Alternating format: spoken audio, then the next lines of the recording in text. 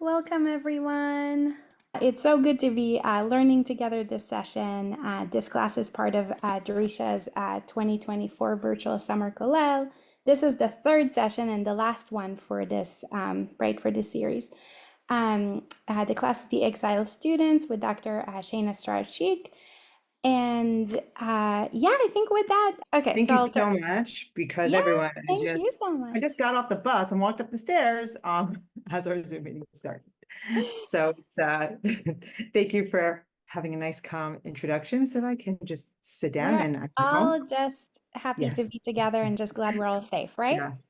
And Man, so healthy. good. So good to see you all again, and I hope you all had a good week. And okay, so it's our last class. So I want to review what we ended with, and then start with that other sugya we were looking at. So then we can go to another sugya, which unfortunately is a little bit too relevant right now. But just to remind us, so actually just to go back earlier, we had, we are starting with our sugya, which says that if a person, the accidental murderer, when they go into exile, they take their Rebbe with them. Okay, so we looked at that. We saw two ways to understand that, right? The Yasmin and the Miranda way, we call that. It's going to go down in the books that way. Either, this is like a positive thing. Torah is life. So even in exile, you still have to keep the Torah learning going, or it can be seen as a more, negative light, which is like a punishment, so to speak. And both of those are reflected in the text. B'chai, this is life, that's a positive. And a punishment, I mean, way, like, if you have a student like this, that possibly reflects badly on the teacher, and that's reflected. Perhaps, Rabbi Zera says, so you shouldn't have a person shouldn't teach a student who's not good. That leans into that more negative reading of this a little bit. Okay, and then we saw the Gemara then went into another memra, another statement, which referred to the obligation. Where are we? Oh yeah, sorry. Rabbi Yochanan's statement that not only does a Rebbe go into exile with his student, but when the Rebbe's exiled, Megalin Yeshivato Imo, has to bring his student with him. Okay. And then the Gemara, the Gemara dealt with a seeming contradiction, which is, well, why does a yeshiva have to go into exile if the words of Torah protect? We should just go set up a yeshiva and the OTEF, in the Gaza envelope. We don't need an army, right? If the Torah protects. So the Gemara made a distinction, which is when you're actively learning, then it protects, versus binandolo asikba, when one's not actively learning, the Torah would not protect. And then we also saw an alternative and maybe a more I don't know what the word, I don't say realistic, but a safer bet answer is, well, Torah will protect from a natural death, from the angel of death, whereas it doesn't protect from a man-made death. And that's exactly what this is a case of. I mean, why is the accidental murderer going into exile? To protect, to be protected from the family of the victim, the Goel Hadam. That is the whole reason for running to the city of refuge. The victim's family has the right to avenge the death of their, slain relative.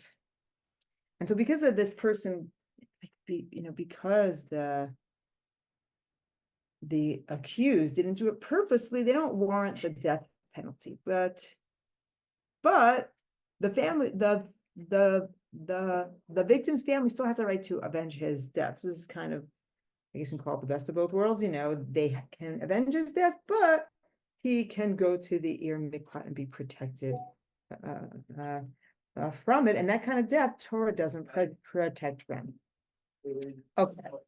So now, then we looked into the Ritva, who raised a question, which was, well, the Rav is exiled, and his yeshiva exiled, and that means there's always going to be a yeshiva in the city of refuge. Why then does the teacher have to be exiled with his student? Why can't the student just learn from the yeshiva that already exists in the iyun Makkot?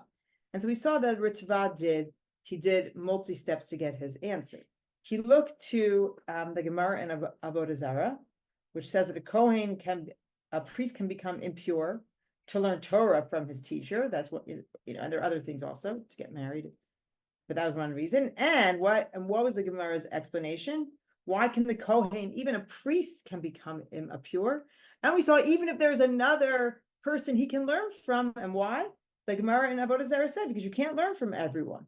So the Ritva takes that a principle and applies it to our Gemara. So just like the Kohen can become impure to learn from his teacher because you can't learn from everyone, so too a student takes the Rebbe when exiled to the iyun Makkot because you can't learn from everyone. So that is how the Ritva made use of this Gemara in Avodah Zarah. Okay. So that was, one thing that we did. Okay. Then once we were in that Gemara, we started looking at those two examples that were given there. Let me go back to our sources, which is he can become impure for learning Torah, Vilisa Isha. So a priest can become impure if that will enable him to either learn Torah or to get married. Okay, why? So maybe there's a wife waiting for him in a cemetery. So he has to walk through the cemetery. Now it's not exactly a cemetery. It's like it's a rabbinic level of purity. But either way, so these two mitzvot we see allow a Kohen a special dispensation. Okay, and then we started investigating this. Here's Rashi on it, and we looked at Tosfot. What did Tosfot tell us? Could a Kohen contaminate himself, become ritually impure to do any mitzvot? Could he become ritually impure if that would? Could a Kohen make himself ritually impure in order to keep Shabbat? Or to blow the shofar? Let's say it's Rosh Hashanah, and the only way he could hear the shofar in Rosh Hashanah is to walk through this place that's going to make him impure. Is he allowed to do that? Or is it only these two mitzvot? So this is where, this is what we started to investigate. So what did Tosfot say? I have it right here. Computers. Anyone want to read? Well, we'll just, what does the yellow here say? Anyone know what this means? The dafka b'hanech mitzvot shehem chashuvot. Specifically with those mitzvot that are considered important. What's chashuvot? Important. Exactly. Only these mitzvot. Why? Because these are important. Getting married and learning a Torah. Okay, and I don't remember who it was. Who was it? Was it Willow, Sarah? I can't remember who said a really. I don't remember who. Someone here said, what's special about these two mitzvot? And you had said these are both tied to creating and maintaining Jewish identity. When it says get married, it's not talking about romantic reasons. So you shouldn't be alone. You should find your life partner. When it talks about getting married, what it's really concerned with is having children. So having children, obviously you have children, that makes more Jewish people. And a Torah learning is what enables you to be a Jewish person. So I think that's, it's right on that you said these two mitzvot are special because we can see that they're special. Having children and Torah learning, that's what makes, it's not only what makes Jewish identity, but it's also what guarantees that continuity of the Jewish people. Having children, and that ensures there's physical people, and Torah learning, it ensures that these people are, Torah people, Jewish people. So logically it makes sense, but then we look to another Gemara, which also gives us the Talmudic proof for Tosfot that these two mitzvot are special. And I really would like, I want to give everyone a chance to learn these texts and not just me talking. Now, we did start this, but I think it'd be a nice idea because we did start this to give you some chavruta time to prepare this part of the text. So just to remind you, this Gemara in Megillah, what it is, it's discussion of something totally unrelated. It's on the Mishnah of the fact that you're not allowed to sell a Sefer Torah to buy something less holy. So you can sell, or you can't sell anything holy to buy something less holy. You could buy something holy to buy something more holy. So you can sell, let's see, you're allowed to sell the Torah, a covering, to buy a Torah, okay? Or to buy a book, to buy a Sefer, Yehoshua, book of Joshua. It talks about books. They're not talking about our books, they're talking about scrolls, but they mean individual books of the Bible. And you could sell an individual book of the Bible to buy a whole Torah scroll, but you can't sell a Torah scroll in order to enable you to buy an individual book of the Torah, and etc. So you can only sell a holy object to buy something more holy. So the question of the Gemara is, well, can I sell one Torah to buy another Torah?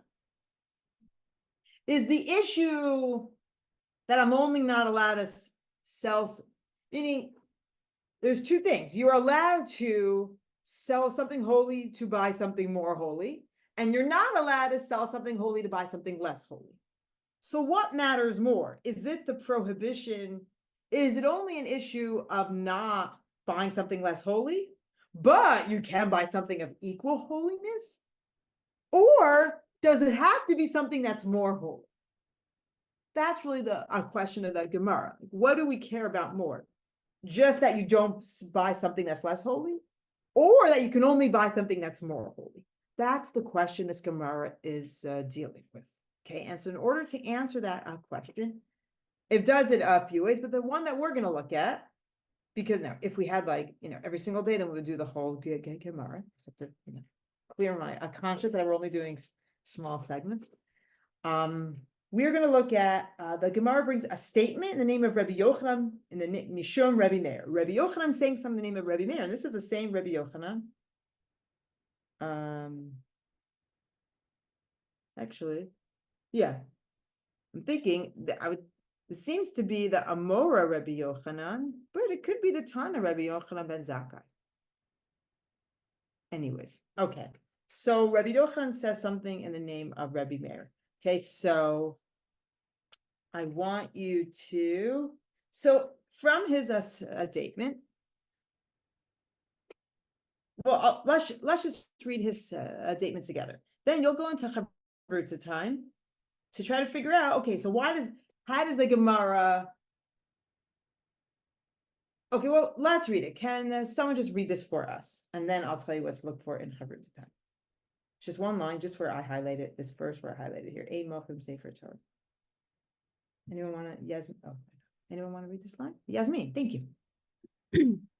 Kashma damar Rabbi Yochanan mishum Rabbi Meir ein mokrin sefer Torah ele lilmud Torah lisha isha.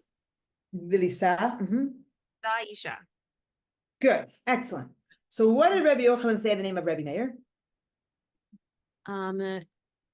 There isn't purchasing of a Sefer Torah, but for Exactly. study of Torah. Exactly. Ooh, Lisa Isha, must Lisa Isha. Like getting married, getting Exactly.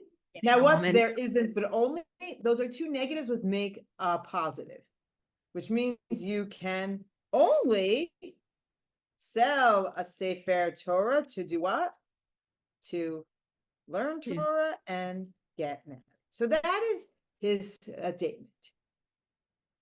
Now, okay, so remember, the Gemara's question was, are you allowed to sell a Sefer Torah to buy another Sefer Torah? That's the Gemara's question, and it's trying to answer it with this. Okay, so I want you to try to figure out how does this answer that question? But then the Gemara, and then what's the Gemara's response to that? Okay, so it's just the yellow here that you're doing. It's just these two lines. From the Shema Mina aval Torah until aval b'Torah lo.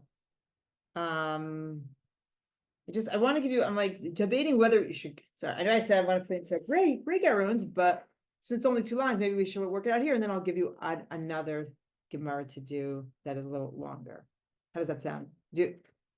So either you can go into breakout rooms now and work on these two lines together, or do you want to try to work that out together here? Because I definitely want to do a breakout room. So it's a matter of having two breakout room times or one breakout room time. Does anyone have a preference? Maybe just do the short amount here, and then we'll go to breakout for the other material. Okay, that's what we'll do. Okay, so the next words are, so Yasmin, would you still read it for us? Dilma Shani Oh, Talmud. sorry, we left this part out. So Shema Mina. Shema Mina Torah b'Torah Shabir Dame. Excellent. Okay. So Shema, so anyone knows what that means? What word you see in Shema, or what word is Shema? What does Shema mean? Listening, right? Yeah. And it means to hear, O Israel. So Shema Mina means we hear from this. That literally means that, or it means we learn from this. Meaning Shema Mina is always making an inference. Okay. So it just, remember, we have a question. And our question is, I'm going to put it here. Our question is, sorry. So a question on the Mishnah, or question on Mishnah is, can you sell a Torah to buy another Torah? Okay, right? And that's a question because the Gemara, because the Mishnah says you're not allowed to, meaning, is it only usher to buy a less holy object? Or is it also usher to not buy a more holy object? Okay, that's really what the question is. Is that clear to everyone? Does anyone not understand the question? Okay. So now the Gemara is trying to attempt to answer the question. Okay. You can only learn a Sefer Torah. You can only sell Sefer Torah to learn Torah and get married. So Shema Mina means we learn from here, and this is going to be our inference of how the statement answers the question. So what does this mean? Shema Mina Torah b'Torah shafir dami. How do you think the statement of Rabbi Yochanan answers a question? Can you sell one Torah to buy another Torah?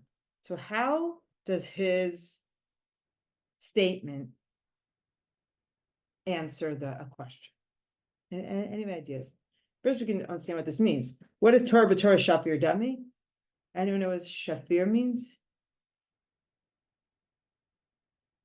So a lot of people, or a common Jewish last name is Schaefer or Shapira.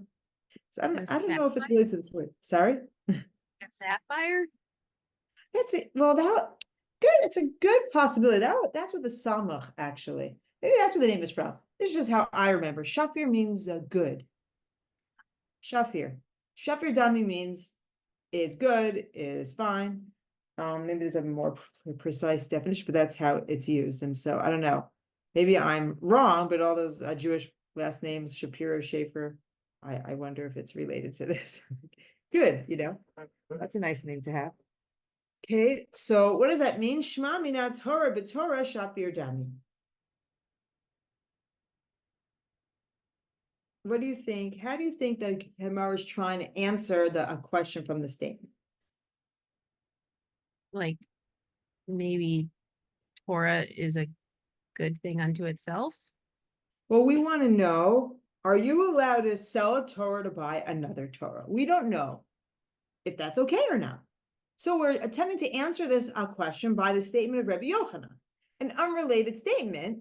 He's not answering a question. He was saying something else, but we can infer the answer from what he says. So what does he say? You can only sell a Torah to learn Torah and to get married. So how can his statement be used to answer our question? So one might think that it's the exchange or sale for something better, or here it could in fact be something equivalent. Well, say more. How does this answer? We want to know, can you sell a Torah to buy another Torah? How does this statement answer that? Like, how can it be used to answer that?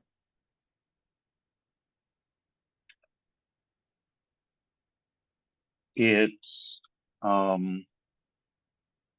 so shafir, it depends what shafir dami is referring to.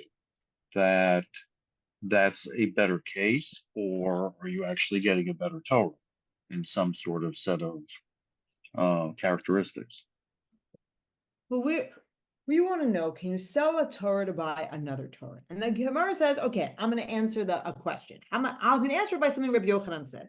What did he say? He said, you can only sell a Sefer Torah to learn Torah and get married. Then says the anonymous voice of the Gemara, oh, well, Shema Mina, we see from here, Torah b'Torah shafir dami. That a Torah for a Torah is okay. How do we see that from Rabbi Yochanan's statement? What is he allowing you to sell a Sefer Torah for? The action, like the verb form of Torah. Exactly. And what's the verb form of Torah? Study.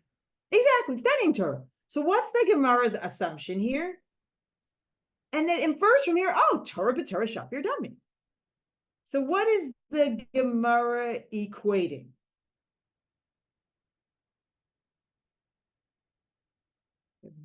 The object with the action. Exactly. If you can sell a Torah to learn Torah, what does that imply? You can also sell a Torah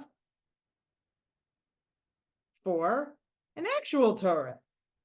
If you can sell a Torah to learn Torah, to do the verb, that implies you can also sell a Torah to buy physical, buy the object, buy the Torah, to buy a physical Torah.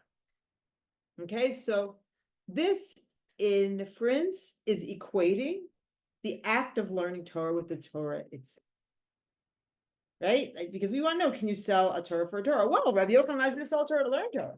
Well, if he allows you to sell a Torah to learn Torah, well, isn't learning... Now, can you give me a logic for equating, right, the study of Torah with a Torah scroll? I mean, that's what it's doing.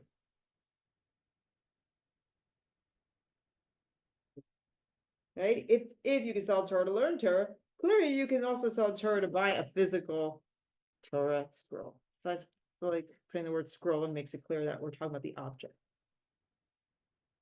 Can you think of a logic to equate the two?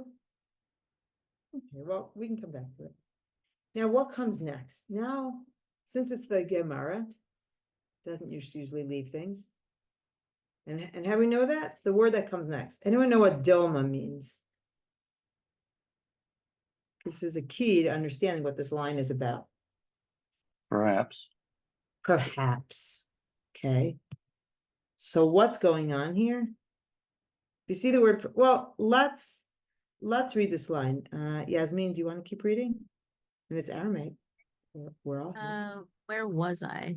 So now you're in the yellow here. Dilma. Dilma Shani Talmud. Mm-hmm. Talmud mevi lidei me'asa. Masa, okay.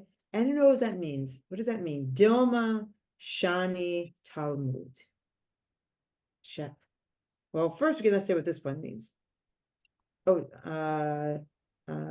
Justin, did you want to say something? I can make an attempt at translating it. Okay.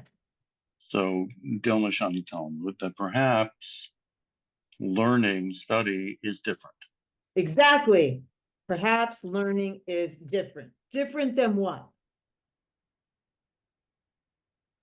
Than the physical object.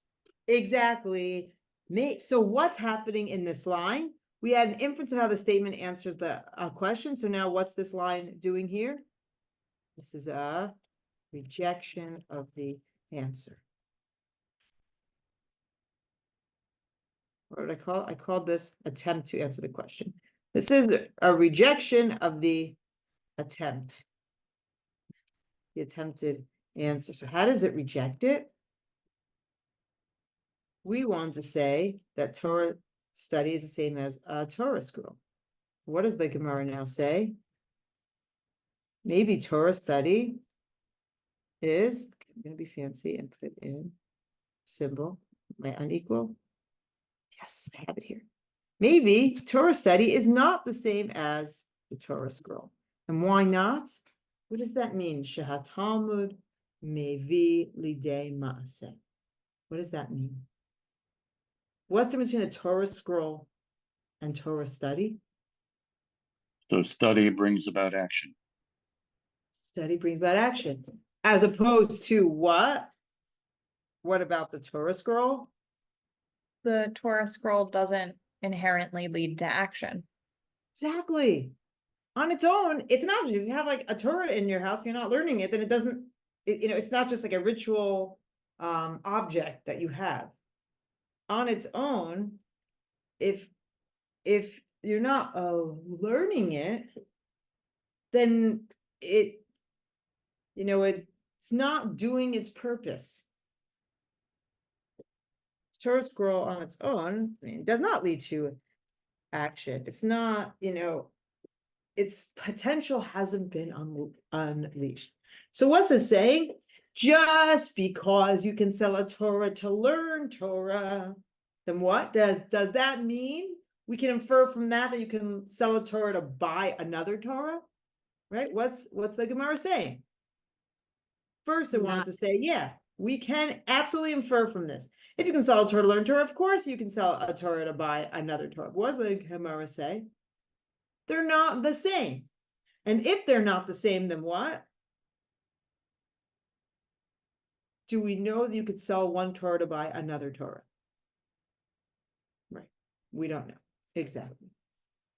Now, what about, but there was another part of this equation, right? You could sell a Torah to learn Torah and get married. And what about getting married? So Yasmin, do you want to just finish up this Gemara? Okay. Isha name. Lo tahu priya bara l'shabbat yitzra. Okay, that is, I should be a little familiar because this was a verse we had looked up. It's quoting this verse in Yeshayahu. The world was not created, lo tahu bera'ah. It was not created for like, I must put the screen so we can have both.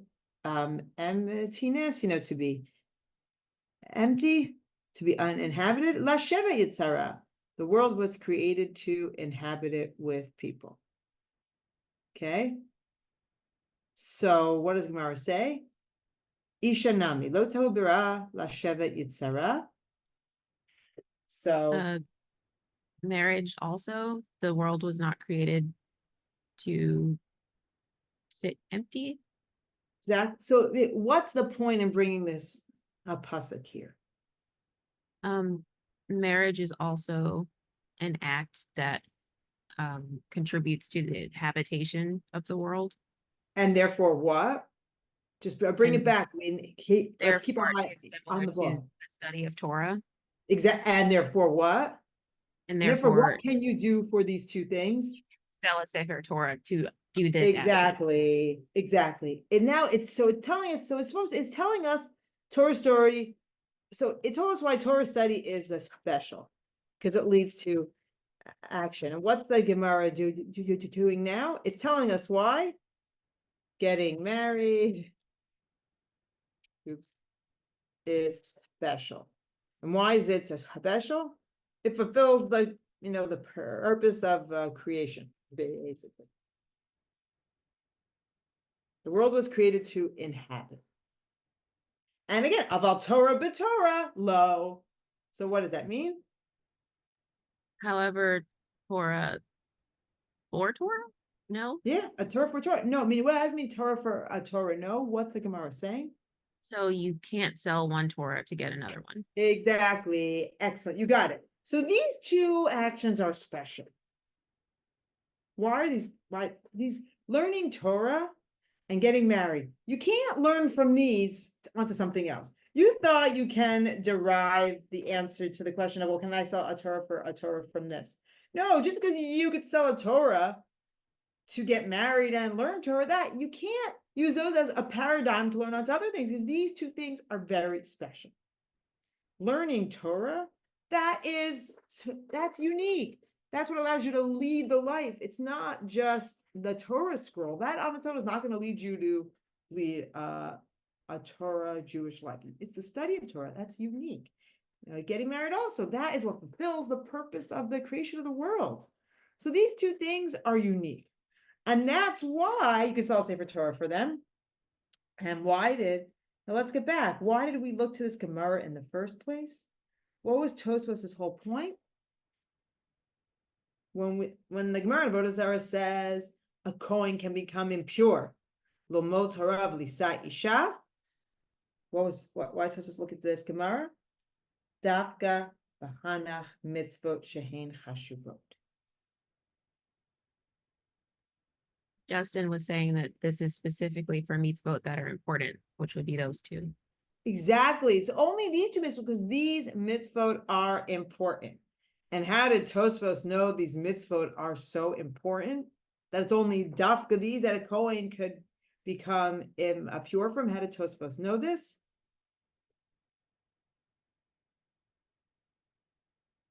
How did Tosfos in Avodah Zarah know that a Kohen can only become impure for these two mitzvot? You know the answer. I'm not trying to trick you. Where did Tosfos get this from, that these two mitzvot are unique? From Masechet Megillah. Exactly. Tosfos sent us to that Gemara to prove this.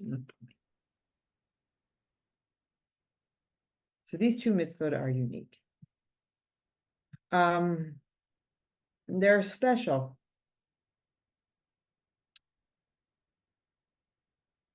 Now, Tosfos actually then brings another. Let's look at this. He says, "About the she'il tot of Acha, the she'il tot, that is a Gaonic work, meaning a post-Talmudic work, but pre-medieval." Says he actually disagrees. Mifurash hanach tekile. He thinks no, these two mitzvot aren't unique. Getting married and learning Torah are actually more lenient. V'kol shekain l'shar mitzvot she'im chashuvot, and all the more so you can contaminate. A priest can contaminate himself for other mitzvot.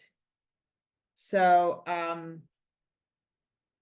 for Tosfos, which mitzvah can a Kohen become tamei midrabanan, incur rabbinic level of impurity? For Tosfos, it's only Talmud Torah and procreation. And why? Because these are special. basically.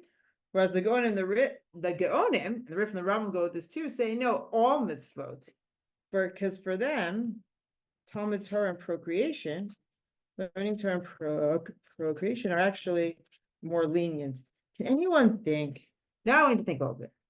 What we can understand why Talmud Torah and procreation are more special. Okay, that we got. I think that was compelling.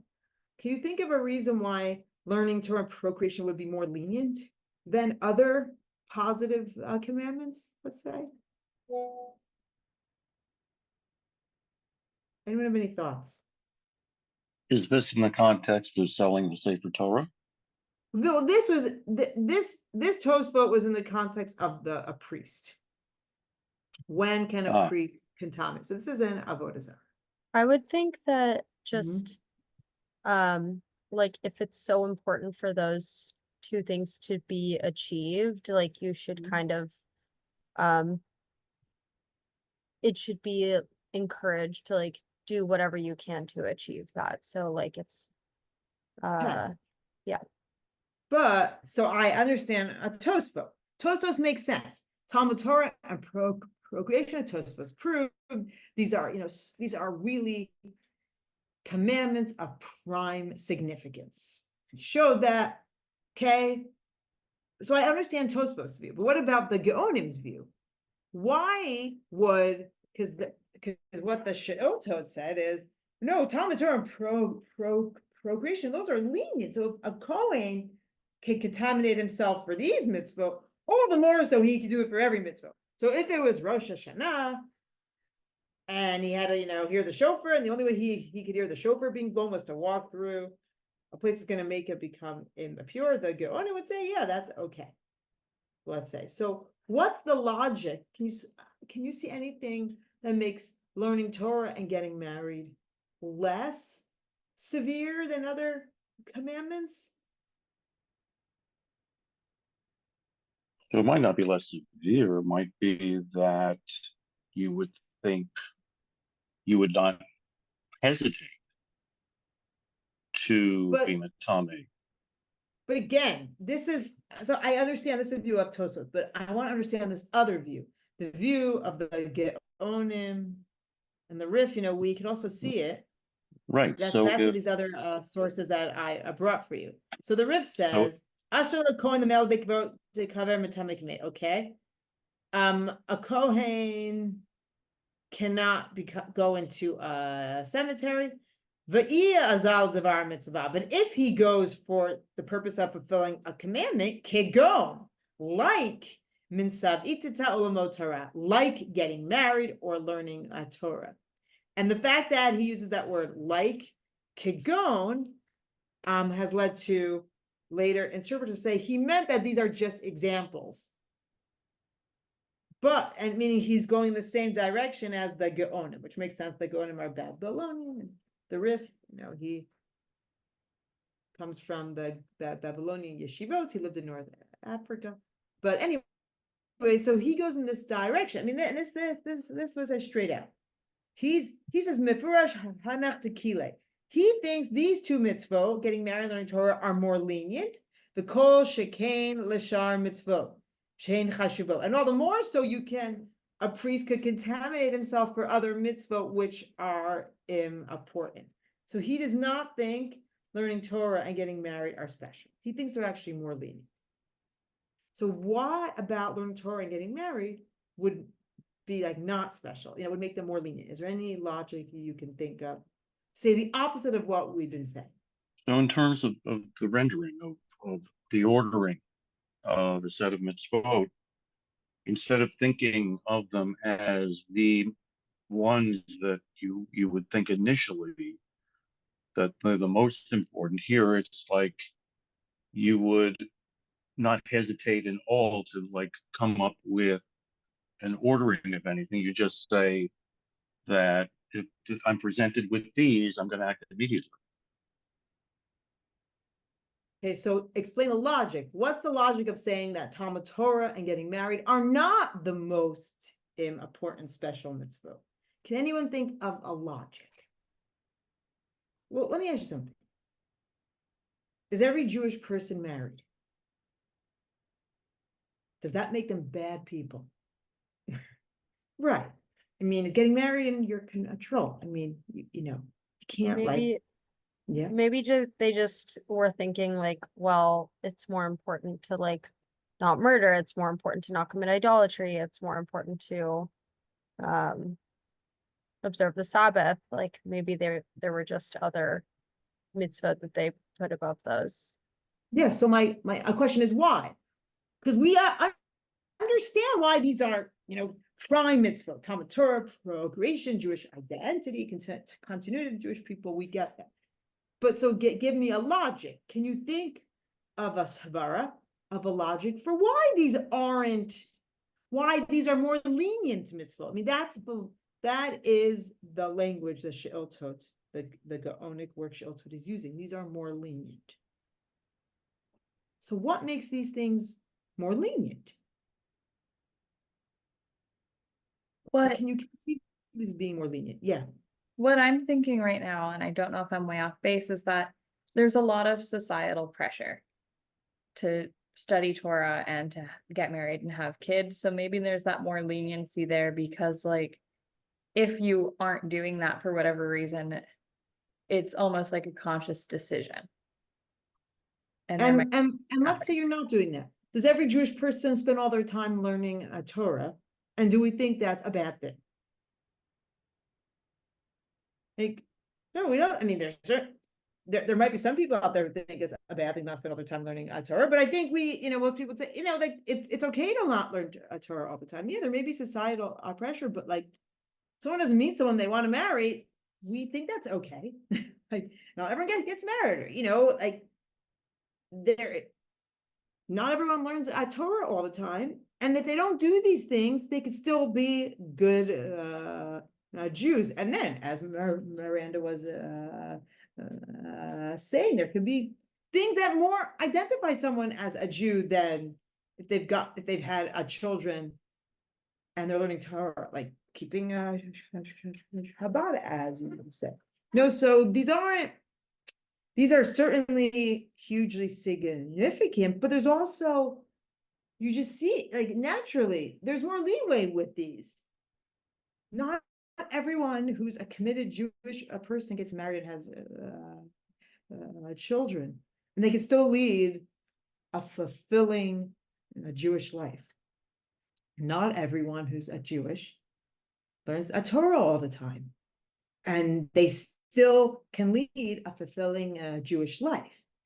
So, and I think it's so obvious to everyone. That's why you would even think to say it, because it's so obvious. Like, of course, yeah, not everyone gets married. Like, we know that. That's okay. No one says you're not like less of a Jew if you are not married and didn't have children. No one says someone's less of a Jew if they're not learning a Torah all the time. So, on one hand, yes, these are supremely important. On the other hand, they do actually have built-in leniencies. Like, if someone doesn't meet the person they want to marry, they don't get married. Don't force someone. Someone's not learning Torah, if someone does other things with their life that are fulfilling, still be a good Jew. So, there is certainly a logic to saying that these actually are more lenient. And it's also, I mean, even if you think about it, you wait, even if someone does get married and have kids, they don't do it like the second they go through puberty, they're not ready to have kids. They wait until the age that it's appropriate. Until they're ready, so their relationship's ready. So it's something which has a certain leniency that, every Pesach, I don't wait till I'm ready. No, Pesach comes, I got to observe a Pesach, Shabbat comes, I have to observe Shabbat. Like there's no like leniency built into those. They're also, like they have a set time, like Talmud Torah, learning Torah and procreation, like there's no like set time someone has to do it. So as much as we can think of why these are special, I think like the leniencies of them are almost so obvious that I think we even take it for granted. So I think there is a logic to both the opinion of the Tosafist as well as the Gaonim, and here it's a really interesting Ashkenazi Sfaradi divide. Ashkenaz, medieval Ashkenaz, northern, the Tosafists were from northern France and Germany, saw Talmud Torah and procreation as being special, versus the Gaonim, the Babylonian, the Rif and the Rambam from the Spanish world, who says that no, these aren't particularly special. And by the way, something interesting, according to the Tosaf, so there's a related but just different Gemara which talks about whether a person is allowed to, whether a person can lead, a Jewish monastic life. Can a man, and again, we're talking about men because in the Abavli, that's who these requirements are on. In the Yerushalmi, by the way, women are obligated in a procreation, and there's a compelling view that women might also have been, that there were some in Eretz Israel, land of Israel, who obligated women in Talmud Torah, as the subject of my book I am writing. Anyways, okay, so there is a debate in the Bavli about, or there's a debate about, can a man not get married if he's going to live a life of Torah? So it's not a debate, actually, it brings a person who did that, Ben Azai. Ben Azai said, someone says, he says, what can I do? Even though he thinks people should get married, the language he uses in the Gemara is libi chashka baTorah. My soul longs for that Torah. And he's using that same verb that you would normally use for like desire, whereas for him, it's all about the Torah. So there's a debate amongst the medieval Talmudic commentators whether he can serve as a paradigm or whether he's an exception. Like, is someone allowed to live a life where, I'm gonna get married, I'm just gonna learn Torah all the time? Can a Penazai serve as a paradigm for that? Like, oh, see, just like him, or was he an exception that no one else is allowed to follow? So really interestingly, we see a similar debate. The Tosafos say, no, he's exceptional. No one else can do that. Whereas the Rif and the Rambam, says, no, he was a paradigm. If you can be such a person who can, devote their life to learning Torah and not be distracted by sexual desire, go for it. So, it's interesting. They're related. They kind of come out in different ways. Although, meaning for Tosfot, procreation is so significant. One must do it, and one cannot not do it even for learning Torah. Whereas for the Rambam, you see this, like, okay, yeah, procreation is certainly important, but one cannot do it if they have another reason, if they're going to be learning Torah. So, anyways, that debate. I've often wondered, I kind of don't want to say because I'm being recorded, that might be related to their different contexts, like the Tosfos who lived in Christian Europe. I wonder, I'm not saying this because I don't know if this motivated, but, kind of want to, could it be related to not wanting to, or wanting to reject a Christian ideal? Whereas the Rambam, Maimonides, he's born in Spain, Muslim Spain. He then flees to his family when a more extreme, a more radical Islamic group took over. They had to flee. They settled in Egypt, whereas also Muslim Egypt, where that's not an issue. No one's going to think you're a Christian monk if you don't get married and have children and learn Torah all the time in Muslim Egypt. So I wonder if that's related to their different opinions here, but I haven't looked into it, so that's just tentative. Okay.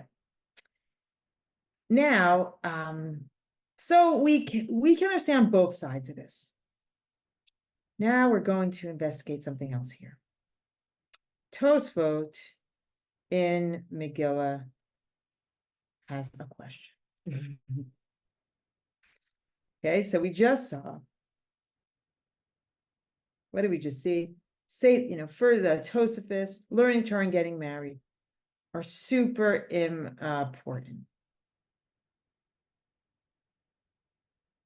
It's Tosfos and Baba Batra, I should say. Sorry, has a question.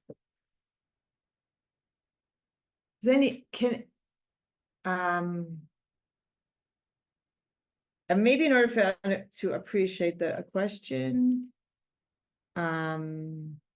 maybe now is a good time to go into Chavruta. In order to understand the question that Tosfos has, it's going to have. So again, just to remember, Tosfos just said that Talmud Torah and procreation, these are special. These are like the most special mitzvot. So a Kohen can become pure to fulfill them, and you can sell a Sefer Torah to fulfill them. Tosfos in Baba Batra is going to have another question. And this question, which unfortunately is relates to an issue which has become very relevant. It's Gemara in Baba Batra, which talks about, it's about communal responsibility. What what people have to pay for the public good, but the fact that orphans are exempt from contributing to a public good. And then in the course of that, it says Amar Abaye. So it says, in discussing what orphans are exempt from, it said it adds something. In poskin tzedaka al yatomim afilu le pidyon shvuyim. You don't make orphans, they don't even have to contribute to charity. Now, why? Because they're orphans. They themselves might be the recipients of charity. And what's like the innovation? Not only do they not have to contribute to charity, but what else do they not have to contribute to? What is pidyon shvuyim? Anyone knows what pidyon shvuyim is? Redeeming hostages. Redeeming hostages, literally captives. Okay.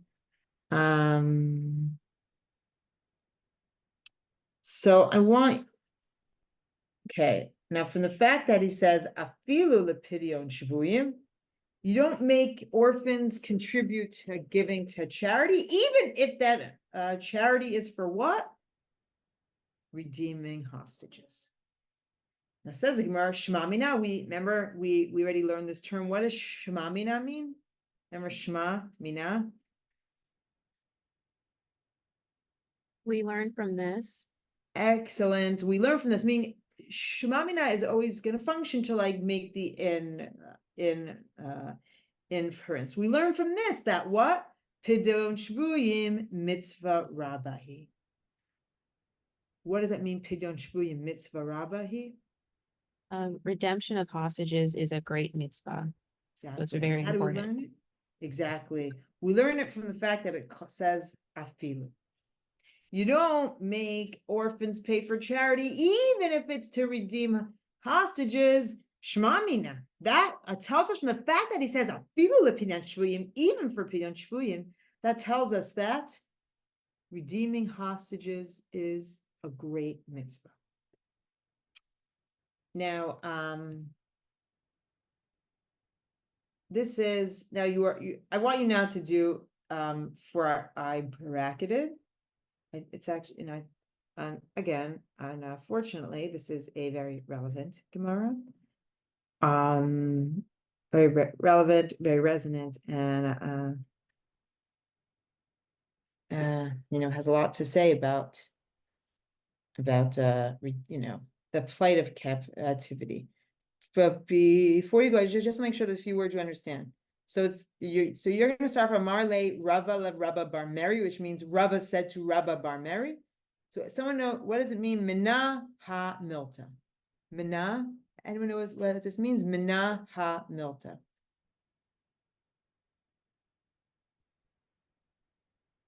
Whence do we get this thing? Yeah, mina is minayim. From where?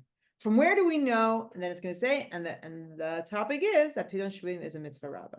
Now it's going to quote a pasuk, a verse that will start. I brought the verse for you. That's Jeremiah 15:2. Jeremiah 15:2. Okay. So brings a few pisukim here. Anytime you see the word kara means to read. The only thing that's read is the Bible. So that's always referring to a verse, and I brought you all the verses that are quoted here. Okay, so let's stop. So you have some, oh my gosh, it's ready. 9 o'clock. Okay, so I want to give you a little bit of time to just look at this Gemara inside of a little bit of just active learning. I mean, you've all been active, but okay, so I want to open up the, just do a breakout room. Hey, everyone, welcome back. Okay. Okay, we don't have so much time. Very sad. Let's get to it. Okay, okay, right. In case you forgot, we saw Machloket Tosfot versus the Geonim. I forgot I put this slide in too. For Tosfot, you can violate Tamad Rabbanan, rabbinic impurity for all. Okay, sorry, this is something else. Okay, we're not gonna do that. Okay. Anyways, okay, so you saw this Gemara. So it's a question? It's the Gemara's asking.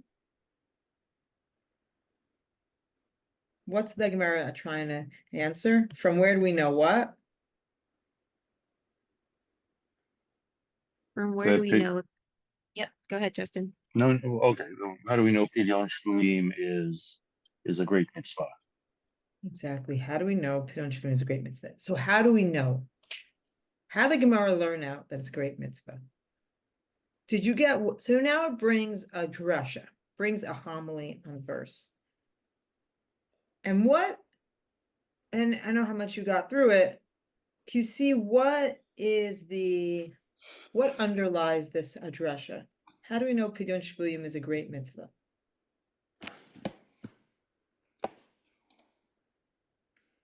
We have a verse. And what does that verse teach us? The verse doesn't say Pidyon Shvuim mitzvah rabbah. You know, what is learned out from the verse? What does the verse teach? This is the verse from, nope, yep, someone else talk, please. Okay. That captivity is a punishment akin to being killed or famine or plague.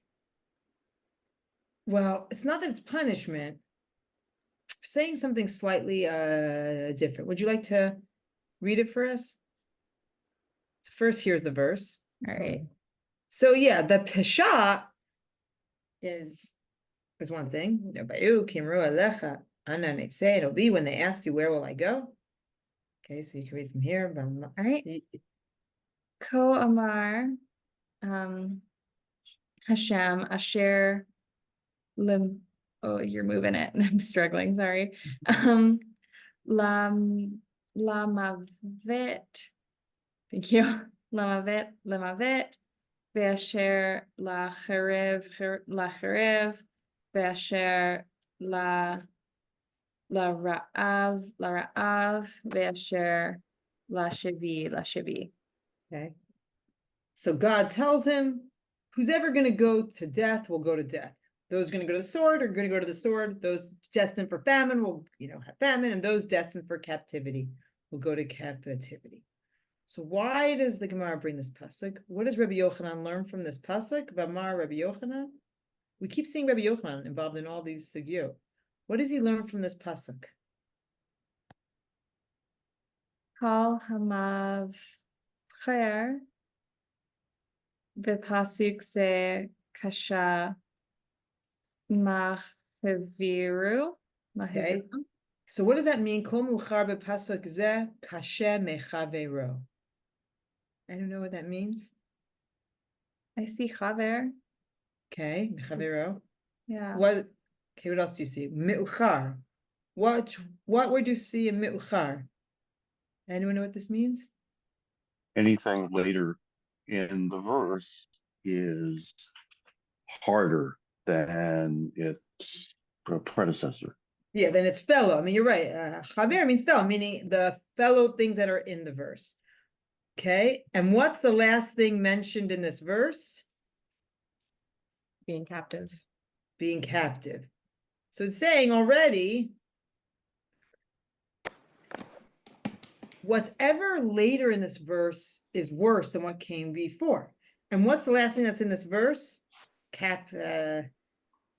Now, since we didn't have time, now how does it know each of these things are worse than what comes before it? It knows each thing 2 ways. What are the 2 ways it knows it?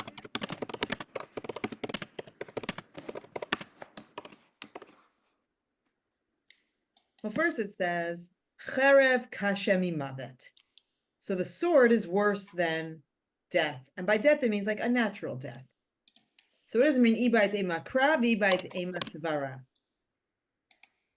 How do we know that sword is worse than death? Meaning death by sword is worse than natural death. So ibait ema means if I want, I could say a kra. What's a kra through a biblical verse? Ibait ema, and if I want, I can say svara. What's a svara?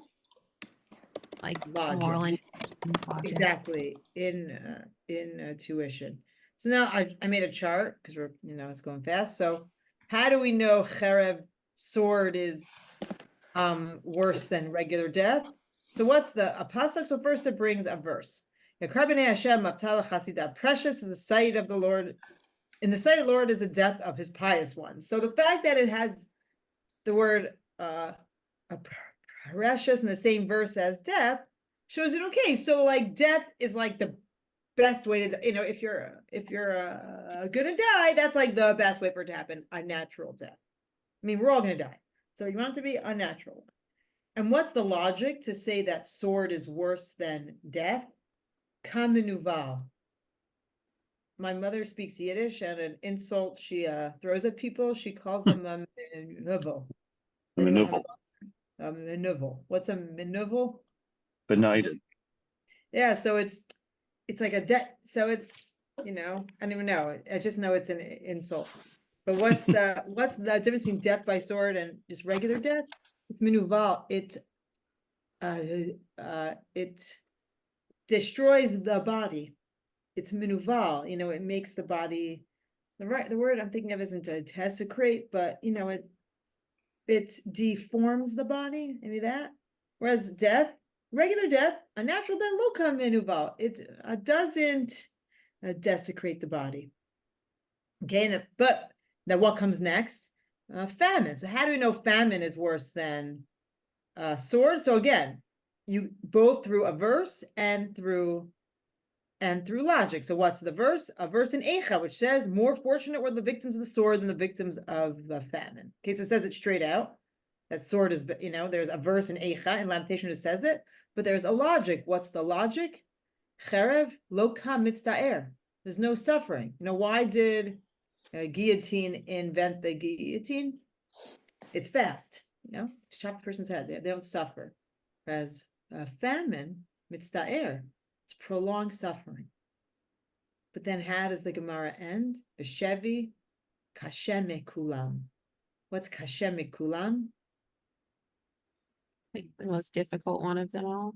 Yeah, and why? Tekulhu itnehu be.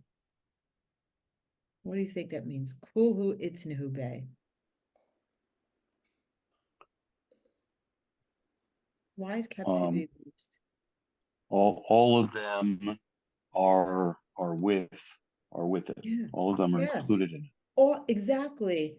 There's famine, starvation, sword, maybe kill, and lack of health. I mean, one of the things that those who have been released, the who's have been freed from the hostages who've been freed have said, one of the horrific things, of the many horrific things, is just the total lack of control, being at someone else's mercy. They can be killed, and something terrible happens to them anytime. And so all these things are horrible. It says, Rabbi Yochanan in the Gemara, captivity is the worst of them all. So how do we know that Pidyon Shvuyim is a great mitzvah? From this verse, which tells us how horrible captivity is. So how does that answer the question? Just because it's so horrible, how does that tell us that Pidyon Shvuyim is a great mitzvah? So how does this answer the question? Because you're saving someone from the worst possible fate. And it just based on this, it's literally a fate worse than death. Yeah, you're right. This is the worst thing a person can happen. So that is enough of so that what makes it a great mitzvah. We have to get these people out of these horrible situations, says the Gemara. Okay. So this is horrifically relevant right now. But why did we look at this in the context of what we've been learning? So Tosfos here has a question. What's supposed to say? A question. It says Hadamar Perik B'nai Yair. So it's taught in the chapter named B'nai Yair, which is in Masechet Megillah. What did it teach there? Ein mochim sefer Torah ella lilmod Torah v'lisa isha. What did it say in Masechet Megillah? You're only allowed to tell a sefer Torah to learn Torah and get married. And what didn't it teach in Masechet Megillah? Pidyon Shvuyim. Pidyon Shvuyim. And that's a question here because this Gemara is calling it a mitzvah rabbah. So if Pidyon Shvuyim is such a great mitzvah, then shouldn't that have been in Masechet Megillah? I mean, if you could tell us if Torah L'mo Torah Lisa Isha, shouldn't Pidyon Shvuyim have been in that Gemara as well? So what's also this question? It's really a question on Megillah. Why is Pidyon Shvuyim not listed in Masechet Megillah? So what's the answer Tosfos gives? Lo kitana Pidyon Shvuyim shema milta tepshitahi below itzterich lemetne. Anyone know what that means? It's peshita. It's simple, straightforward. Exactly. Meaning, what's Tosfos's answer? Didn't need to be included. Yeah, didn't need to be included. It's obvious. Obviously, you can sell a Sefer Torah to do the mitzvah of Pidyon Shvuyim. Lo itzterich lemetne. The Gemara didn't have to tell us this. Now, of course, this wasn't a question for the Geonim because they don't think these two mitzvot are special, right? They think this applies to all mitzvot. But for Tosfos says it's only these two mitzvot, then Tosfos has a problem.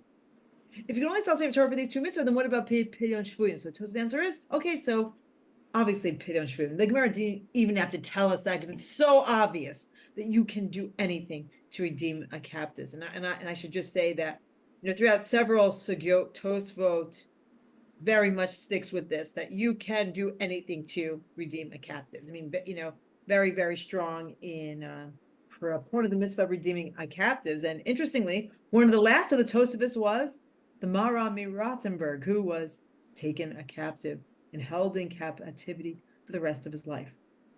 Really, the period of the Tosafos, 200 years, is marked by terrible violence, persecution, and we know a lot of captive taking. So that's Tosfos' view. I should just tell you that there's another answer. The Yad Yadid gives another explanation. He says, actually, Pidyon Shvuyim, b'chol inyan mutar, is more lenient than Sefer Torah and getting married, and learn Torah and getting married. Why? Because you can only you're only allowed to sell a Sefer Torah in order to enable yourself to learn Torah or enable yourself to get married. But b'pinyan shvuyim b'chol inyan mutar. But when it comes to redeeming captives, you can always sell a Sefer Torah. Afilu legabe acherim mutar, even if it's to redeem other people. So according to this answer, it's not that it's obvious. Actually, it's just that it's more lenient than selling Torah and getting married. So for Tosfos, Talmud Torah, and Peruvu, it's not obvious you could sell a Sefer Torah to perform these mitzvot. Hence, the Gemara Megillah had to make it clear.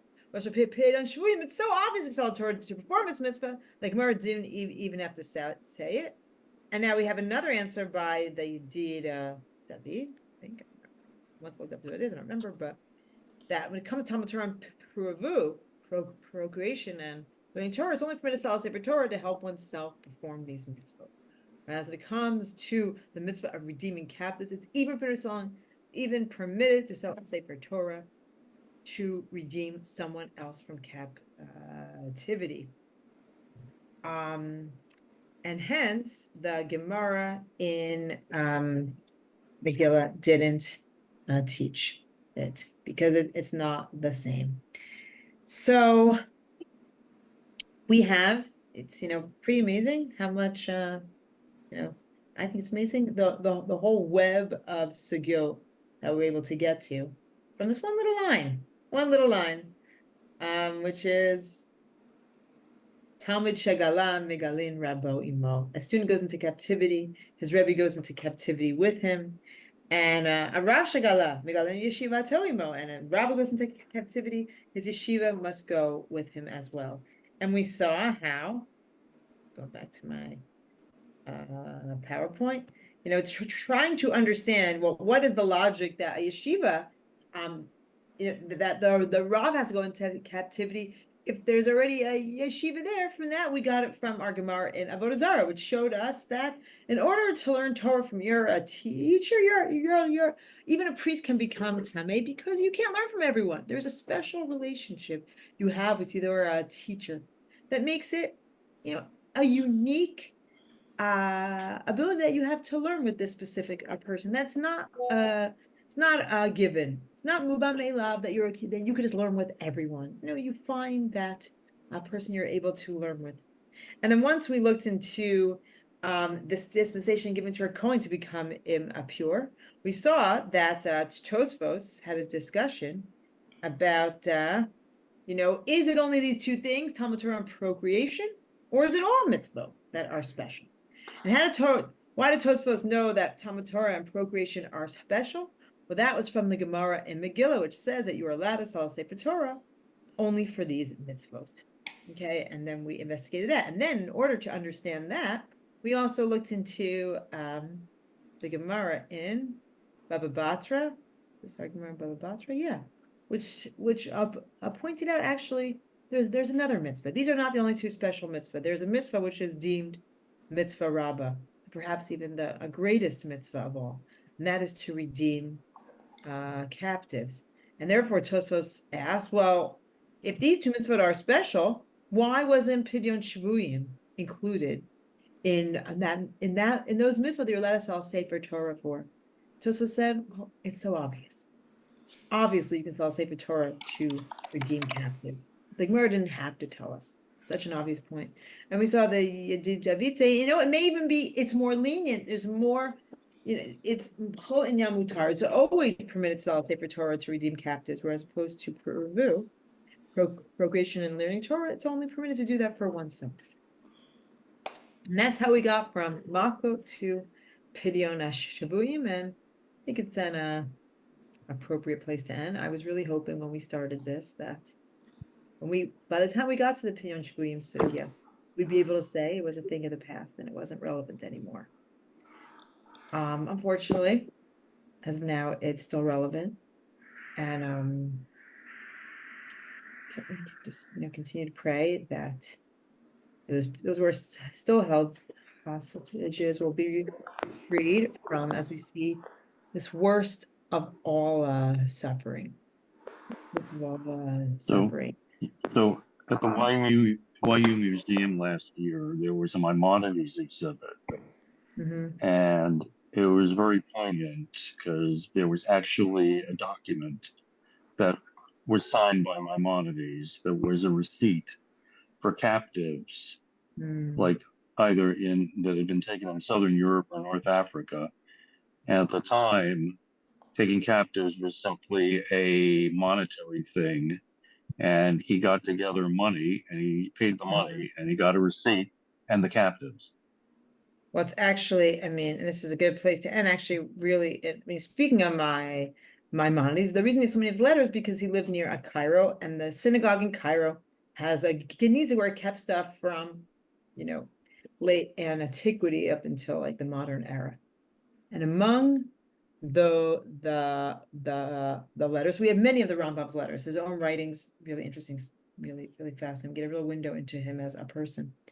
But one of the things that was found in the Cairo Geniza was letter from the Fustak community, of them redeeming the captives that were taken from Jerusalem during the Crusades. Now this is a coming full circle.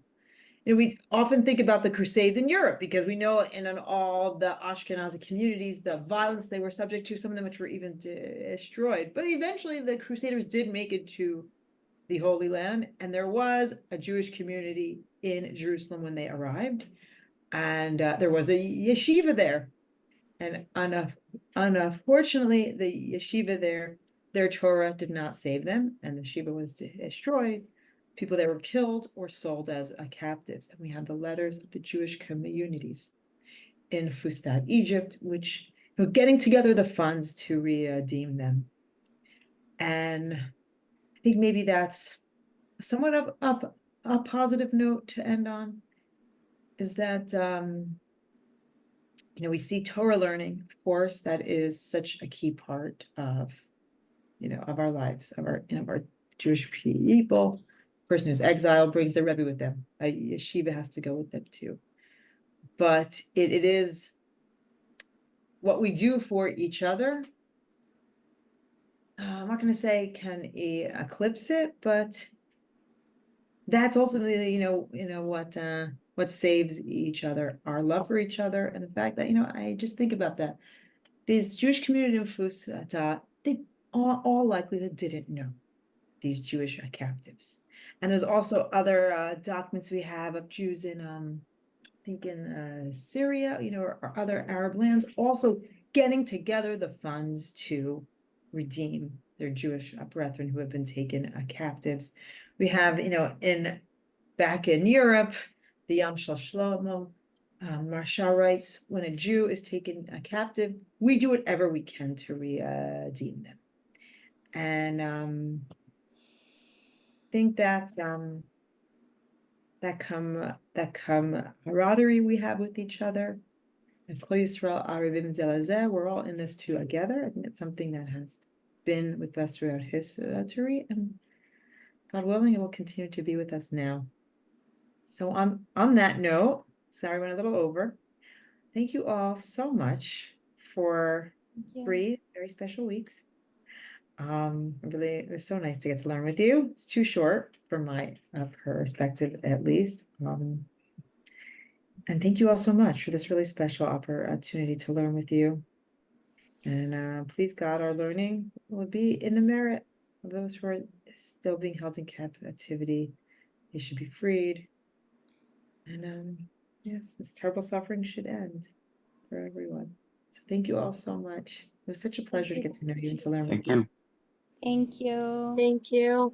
And if you have any questions, about either about what we learned or just anything you want to talk about, please feel free to reach out and write to me. Happy to share my email. I have my Trisha account. Dr. Schick. Thank you all so much. Thank you, Such everyone really else. and good luck to you with all your learning and all the amazing things you're doing in your lives. Let us share happy news. So Out, everyone. Thank you. Out. thank you.